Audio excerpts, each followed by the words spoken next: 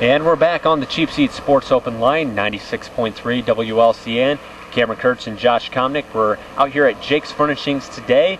Mattresses galore out here at Jake's, so stop on out Woodlawn Road. Bedding fit for a queen, as a matter of fact, and we do have some royalty with us this morning. Speaking of that, Miss Logan County, the 2010 Logan County Fair Queen, Miss Bethany Ray. And Bethany, thank you for being with us this morning. Thank you for having me here. Okay, we understand that you've kept quite busy since your pageant run there at the fair in August. Yes. You've been to quite a few other county fairs and a few festivals. Would you like to tell us about that a little bit?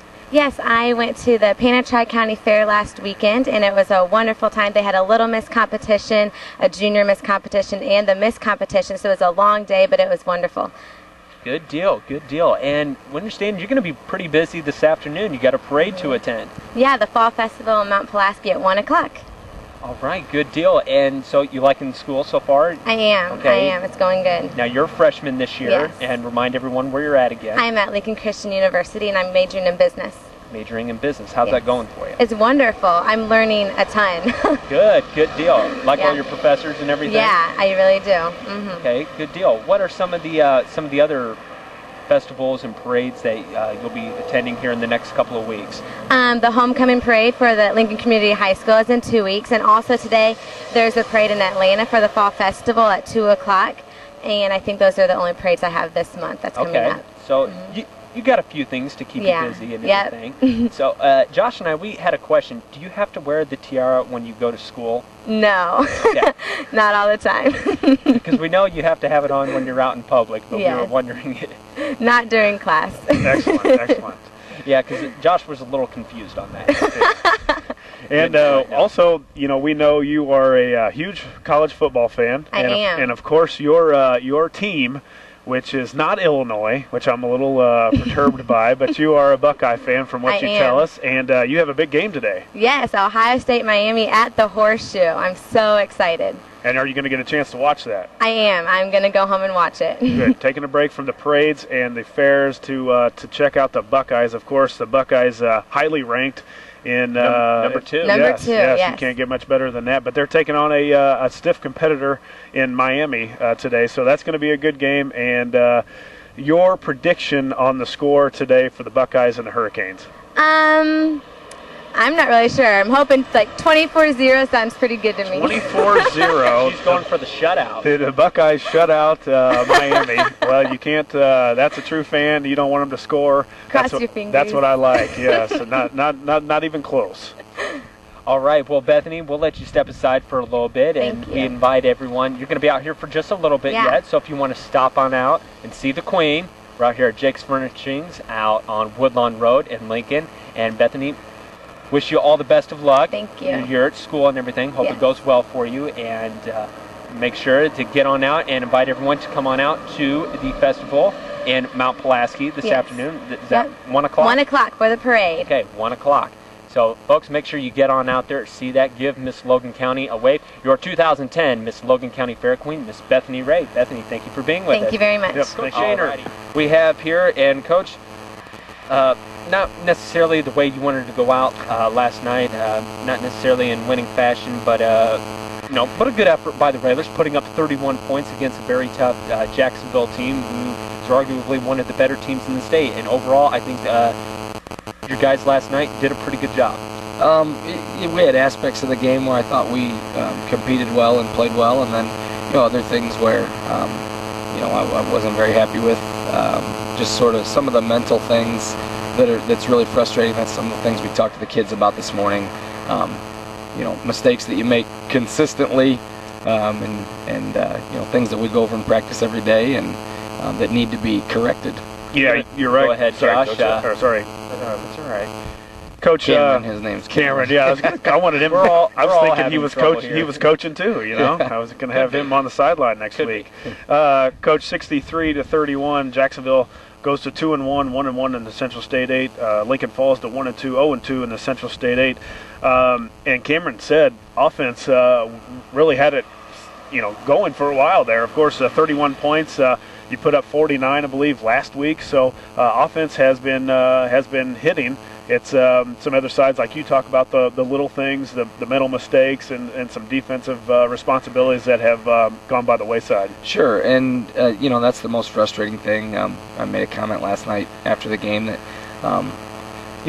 for the most part, a school our size and a program our size, it's the same kids on both sides of the ball a lot of the times. So it's not that one specific group of kids is doing something wrong, right. Or it's defense is a little bit different. Obviously, you have to have that innate or inborn aggressiveness, and you got to wanna. I tell the kids all the time. A lot of times, on offense, there's no offense out there that draws up a play that says, "Don't worry about that guy. We'll just hope he misses the tackle." Yeah. You're going to be accounted for. So really, when it comes right down to it, it's do you want to make a tackle worse than they want to block you? Right. And at times our kids are willing to do that, and it's something that we need to work on. And obviously at times that wasn't the case. Sure, Coach. And we talked about last week leading up to Jacksonville. Of course, their high-powered offense led by Jake Lonergan going to be a point of emphasis all week for you. And he finished 23 of 28 for 387 yards passing, 4 touchdowns through the air, and 52 yards rushing, 2 touchdowns rushing. Nate Jones, 10 catches for 167 yards and a touchdown, 581 yards of total offense. So, Coach, what was one thing that they were doing, doing well that we couldn't find some way to throw a body in front? Well, we had several missed tackles. The Jones kid, one thing that I probably said a dozen times this week at practices, I cannot prepare you for the speed of this kid. There's no way we can't put anybody out there. Not even yourself. Well, Coach Ryan and I, we had a 40-yard time dash, but we decided we both were injured. So I told the kids over and over. The kid last year as a freshman qualified for the 100-meter dash. Wow. And that state finals. That's something you can't teach. You either got speed or you don't. And that's true. And 2 long plays. We had our best, most athletic kid is Darvez Stansel. Mm-hmm. We had Darvez on his side of the field. One time, he simply ran by Darvez, and the ball was exactly where it needed to be, and it was a 50-yard touchdown or something like that. Another time, they threw just a little 5-yard hitch, and when someone is that much faster than you, you have to give them a cushion. Sure. Darvez came up, and the kid put a little move on, made him miss, and there's another 50-yard touchdown. So those, I told the kids this morning, there's some things physically that, as long as you're giving great effort, I can't fault you physically. Sometimes you're going to be outmatched. You're right. But it kind of comes back to there's those mental mistakes. The first touchdown of the game is a wrong strength call. We have our strong side linebacker on one side of the field and our safety on the other, and they should always be together. And a kid runs, down the middle of the field wide open. Right. Especially against a team like Jacksonville and as high-powered as they are, you can't give them freebies like that. Sure. Coach, taking a look at the Lincoln offensive side of the football, 226 passing yards from Lysinger, 2 touchdowns.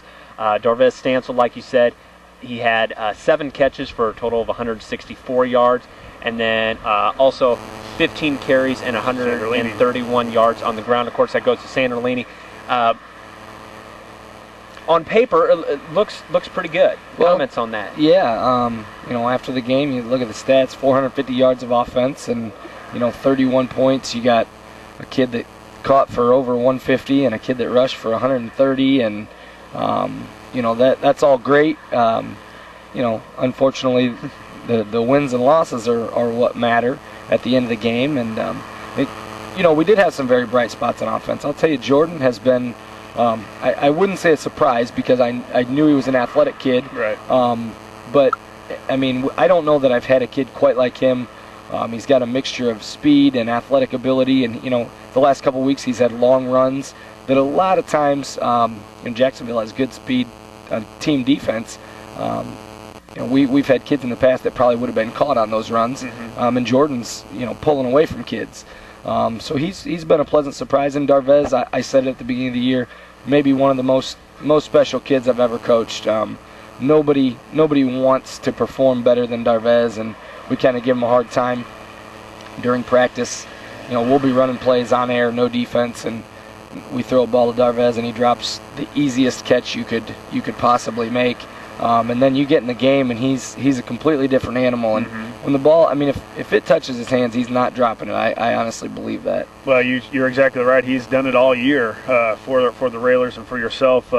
7 catches for 164 yards, and I don't remember having a receiver, even when I was coming up through high school, that one, we didn't throw the ball that much, but 2, I had a guy able to get open and also catch the ball that I can remember for a while. Well, coming in, I felt like he was similar to a Kyle Frick type kid that we had a couple years ago, and maybe even a little more impressive. Nothing to take away from Kyle, but Darvez just, I don't know, he's got that knack about him.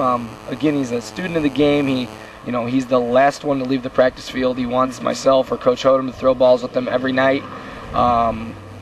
And when we throw the ball to him, if it's in his area, it's he's drawn a couple pass interference calls, and the rest of them have basically been catches. So, Coach, you mentioned something about speed just a few minutes ago, and speed will be your test next week, taking on Lanphier. Lanphier is always known for their speed, not necessarily a fly-high offense like Jacksonville, but nonetheless, they've been known to outrun a lot of defenses. What's one of the things that you and Coach Ryan on the defensive side of the ball are looking for to stop Lanphier next week? Well, that's exactly right. They've got several very fast kids. Tommy Moore is their quarterback. His dad was a football coach here in Lincoln for 6 years with John Oakes, 5 or 6 years, and Tommy kind of grew up around here, and when I first came, we watched him, and he's turned into a very good little athlete. He's a fast kid. They have a running back named Everett Clemens that's very fast. Jabari Coleman is a receiver. I hope we'll get a chance to watch some film in a little bit.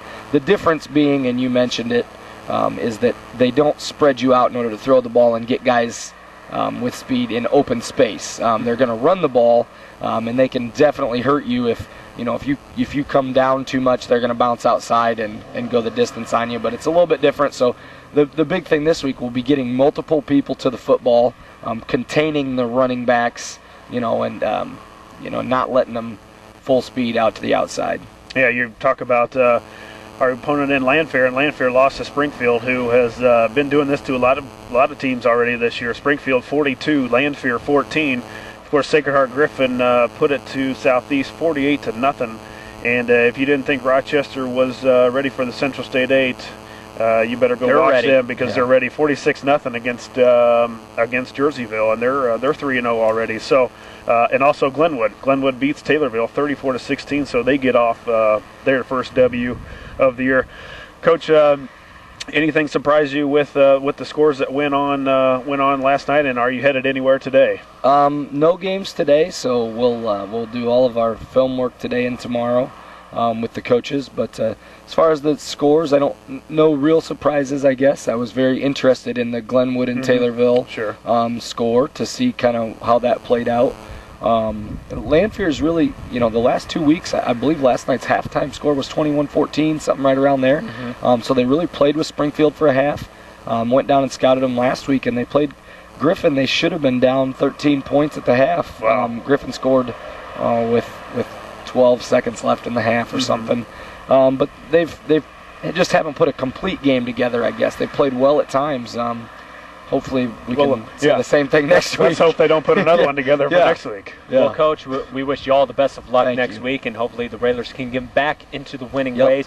So that game next week, of course, that we're talking about, Lincoln and Lanphier next week, you can, of course, catch all the action right here. Bobby V and Coach Schweitzer, they will have the call next week. Coach Jared Shaner, always a pleasure to have you in here. Thank you for stopping by. We're going to step aside, take our final commercial break of the broadcast. Stay tuned.